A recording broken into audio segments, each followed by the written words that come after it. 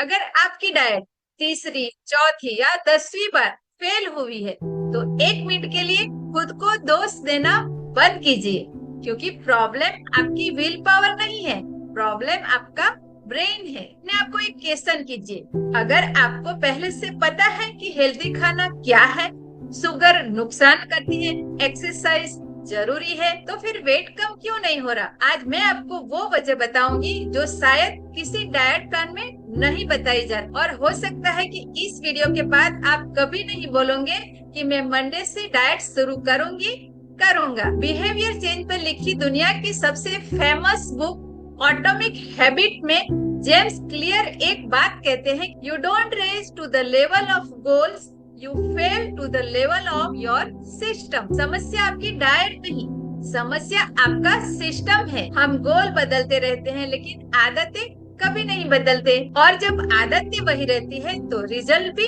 वही रहता है। लेकिन असली खेल अभी शुरू होता है।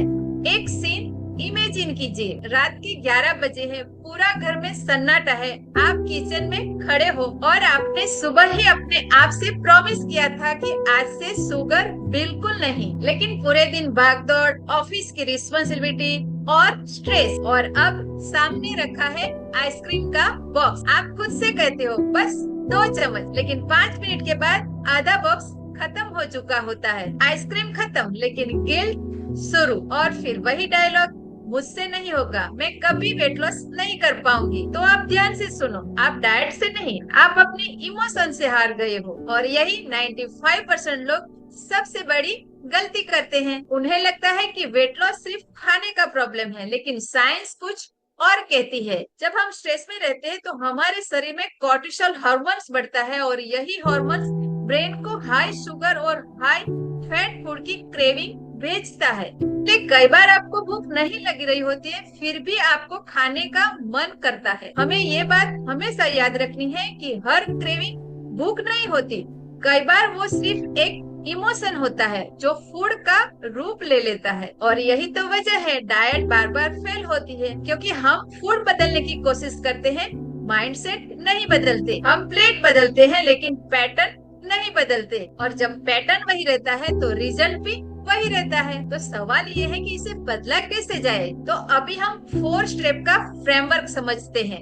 सबसे पहला, सी द ट्रिगर। सबसे पहले पहचानिए आप कब ओवर ईटिंग करते हो, स्ट्रेस में, लोनली होने पर, या फिर सेलिब्रेशन में। आप अपनी अवेयरनेस बढ़ाओ, इसके ऊपर एक बार सोचो और उसे अवेयरनेस में लाओ, क्योंकि हीलिंग का पहला कदम यही है। दूसरा है टेक अ पॉज। खाने से पहले 30 सेकंड रुकिए, एक गहरी सांस लीजिए, खुद से पूछिए, क्या मुझे सच में भूख लगी है या फिर मैं ओनली फील कर रहा हूँ। यही छोटा पॉज आपकी चॉइस बदल देगा। तीसरा है एक्ट स्मॉल।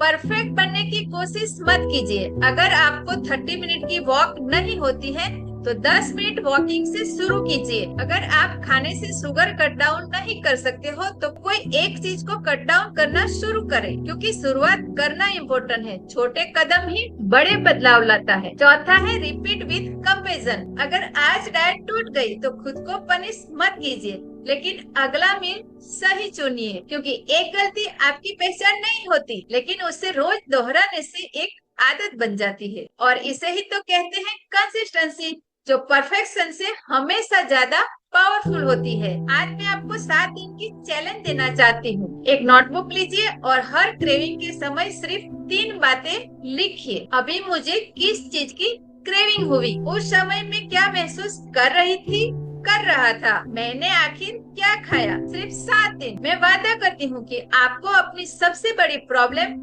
वो दिखाई देने लगेगी, और ये छोटा स्टेप से तो शुरुआत होगी। याद रखिए, 1 साल के बाद आप 2 जगह में किसी एक जगह होंगे, या तो फिर किसी नई डाइट की तलाश कर रहे होंगे, या फिर अपनी नई हेल्थी वर्जन को देखकर मुस्कुरा रहे होंगे। फैसला किसी बड़े कदम लेने से नहीं, लेकिन आज लिए गए एक छोटे से डिसीजन से होगा, क्योंकि डाइट शरीर बदलती है लेकिन माइंडसेट जीवन बदल देता है। अगर आप भी weight loss, mindset and wellness के ऊपर ऐसी ही हेल्दी टिप्स चाहते हो तो वीडियो को लाइक करो और शेयर करो उस पर्सन के साथ जो बार बार डाइट शुरू करता है। चैनल को सब्सक्राइब करना मत भूलना। Transformation start from within. Welcome to Hitakshi wellness family, discover, grow, transform.